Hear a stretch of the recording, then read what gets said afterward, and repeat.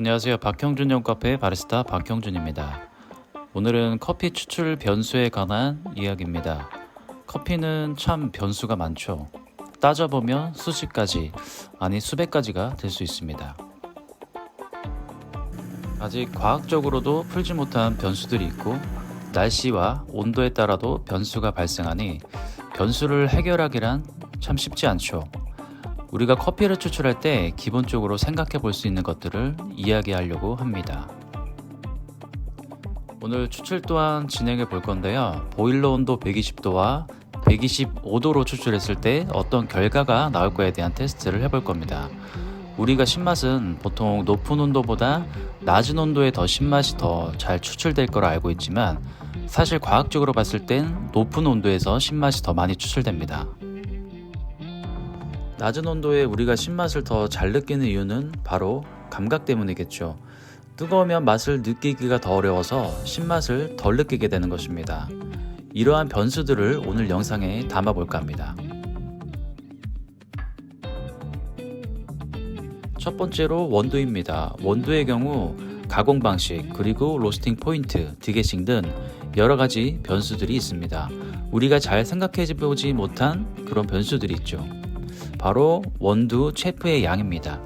체프는 쉽게 말해 생대의 겉을 싸고 있는 얇은 막인데요. 실버 스킨이라고도 하죠. 로스팅 후 거의 제거되긴 하지만 달라붙어 있는 경우가 좀 있습니다. 커피를 분쇄하고 추출하게 되면 쓴맛과 텁텁한 맛이 느껴지기도 합니다. 분쇄된 원두와 체프가 섞이게 돼도 추출에 변수가 생길 수 있습니다. 체프가 추출에 방해가 되고 뉘앙스도 바꿔버릴 수 있기 때문이죠. 체프는 최대한 제거 후에 추출하는 것을 권해드립니다. 두 번째는 원두의 크기입니다. 아무리 같은 사이즈의 생두라도 로스팅 후 원두의 크기가 제각각인 것을 확인할 수 있죠. 그래서 로스팅 후에는 비교적 크기가 작은 원두들은 빼주시는 게 좋습니다. 세 번째는 블렌딩 원두인데요. 블렌딩 원두는 다른 원두가 두 가지 이상 합쳐진 원두를 말하죠. 여기서도 마찬가지로 각각 다른 원산지의 원두가 50대 50으로 블렌딩 됐다고 해도 분쇄된 원두에는 정확히 50대 50이 도징되진 않겠죠. 그래서 첫 번째 추출, 두 번째 추출이 달라질 수밖에 없습니다. 그래서 우리는 커피 한 잔을 완벽히 뽑을 수는 없는 이유입니다. 맛있게 뽑을 수는 있겠지만 완벽하게 뽑을 수는 없다고 저는 생각합니다. 네 번째는 호포의 원두 양인데요. 집에서는 거의 싱글 호포를 사용해서 상관은 없겠지만 매장에서는 거의 500g 이상의 호포를 주로 사용합니다. 호포에 들어있는 원두가 많을수록 얇게 분쇄되고요. 줄어들수록 조금씩 두꺼워지는 경우도 있습니다. 그래서 커피 세팅할 때는 호포에 담긴 원두량을 일정량 유지시켜주는 게 좋겠죠. 다섯 번째는 그라인딩 후 챔버에 남아있는 분쇄가루입니다. 별거 아니라고 생각하시겠지만 분쇄된 원두가 챔버 안에 오래 남아있으면 당연히 분쇄된 원두는 산패가 됩니다. 생각보다 많은 양이 들어있어요. 그라인더마다 남는 양이 조금씩 다르니까 추출 전 새로운 원두로 린싱을 해주세요. 그라인딩 후 남아있는 분쇄가 얼마나 되는지 한번 볼까요? 거의 1g 정도 남아있는데 생각보다 많이 남아있네요. 여섯 번째는 필터 바스켓입니다.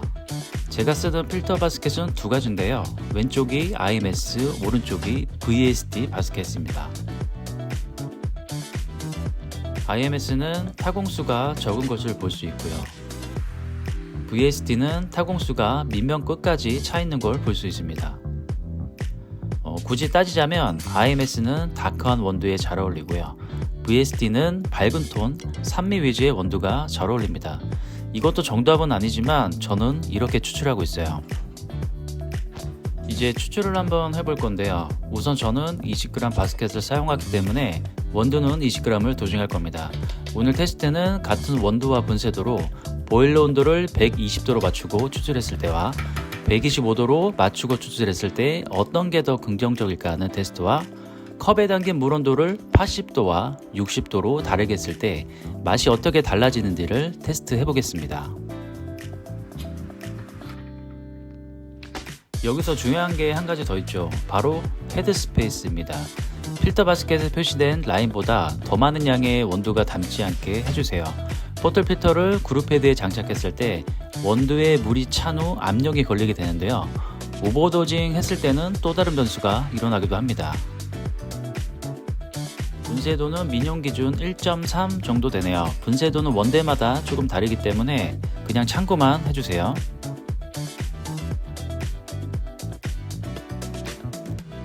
이제 보일러 온도 120도로 맞춘 후 추출을 해보겠습니다.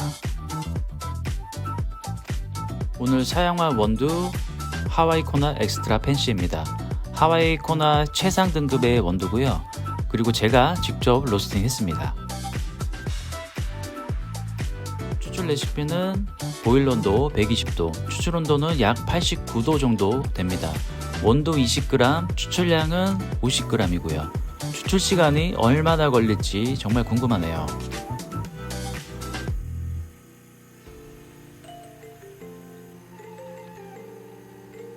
추출 시간은 25초가 걸렸네요.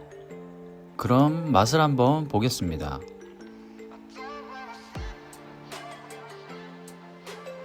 에스프레소로 맛볼 생각은 없었는데 너무 맛있네요.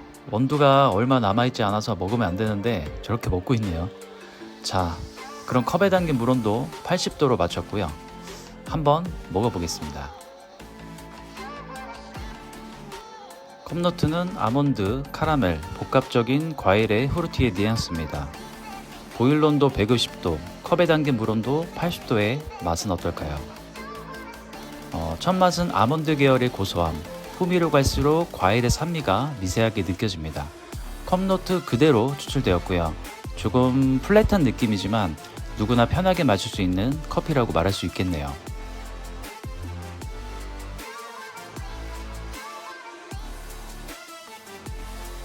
다음은 컵에 담긴 물 온도 60도로 한번 마셔보겠습니다. 첫 번째 컵의 맛보단 아몬드 맛은 좀 약해졌고요. 첫 맛은 카라멜, 후미로 갈수록 자몽과 딸기 같은 단맛의 산미가 느껴지네요. 임팩트가 있는 산미는 아닌데 후미로 갈수록 은은하게 남아 있습니다. 이제 보일러 온도 125도로 마치고 추출을 해보겠습니다.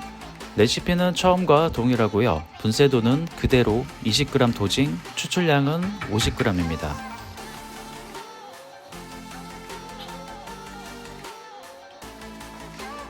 추출 시간이 어떻게 바뀌는지 추출 시간을 한번 잘 봐주세요.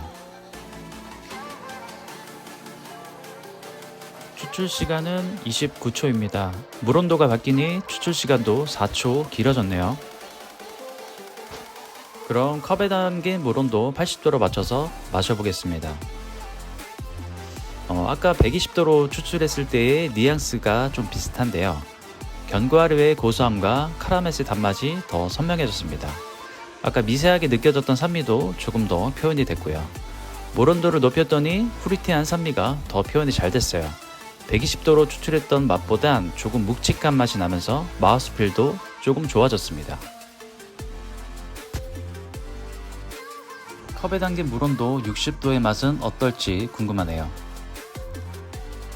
제가 좋아하는 뉘앙스로 추출이 됐네요. 산미를 좋아하지 않는 분들은 보일러 온도 120도에 컵 온도 80도의 맛이 제일 괜찮을 것 같고요. 저 같은 산미를 좋아하시는 분들은 정말 좋아하실 맛이라고 생각이 드네요. 방금 전에 125도에 컵 온도 80도로 추출했을 때의 뉘앙스는 조금 밝은 톤의 산미라면 지금은 조금 어두운 계열의 자두와 포도 같은 단맛의 산미가 느껴집니다. 조금 높은 추출의 온도로 산미가 더 증가된 걸 볼 수 있었고 컵에 담긴 물 온도를 낮췄더니 산미를 더 선명하게 느낄 수 있었네요.